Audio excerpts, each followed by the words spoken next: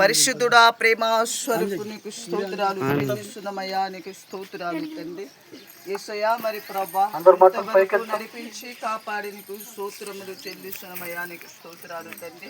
మరి ప్రభా మతల ఆదివారం దినమని ప్రభా నేను స్తుతించి నేను ఆరాధించి మరి ప్రభా సంఘములో ఉన్న ప్రతి బిడ్డలు లాగా పాలు పొందడానికి ఇచ్చిన కృపను బట్టి స్తోత్రాలు. యేసయ్యా మరి ప్రభా ప్రతి జంతువుల విన యేసయ్యా నువ్వు కాపాడండి ప్రభు. నీకు స్తోత్రాలు. ఎద్దులకు మంచి ఆరోగ్యాన్ని ఇవ్వండి, బర్రెగొడ్లకు మంచి ఆరోగ్యాన్ని ఇవ్వండి, గొర్రెలకైనా మరి ప్రభు మేకలకైనా ప్రతి జంతువు మీద నువ్వు కాపాడి మంచి ఆరోగ్యాన్ని కలగ చేసి మహిమ తెచ్చుకున్నామని యేసు నామమున అడుగుచున్నాం తండ్రి.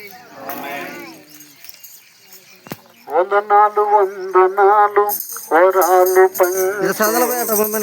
గుణ సంపన్నతకు, వందనాలు వందనాలు వరాలు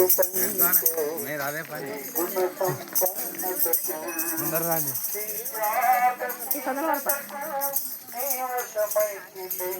అతికాంక్షణీయుడా నా యేసయ్యా,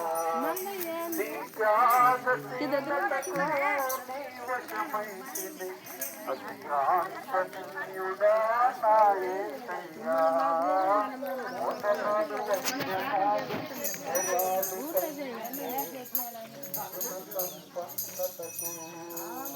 వందనాలు వరాలు పంచే గుణ సంపన్నతకు, నీ త్యాగశీలతకు నీ వశమైతినే అతికాంక్షణీయుడా నా యేసయ్యా.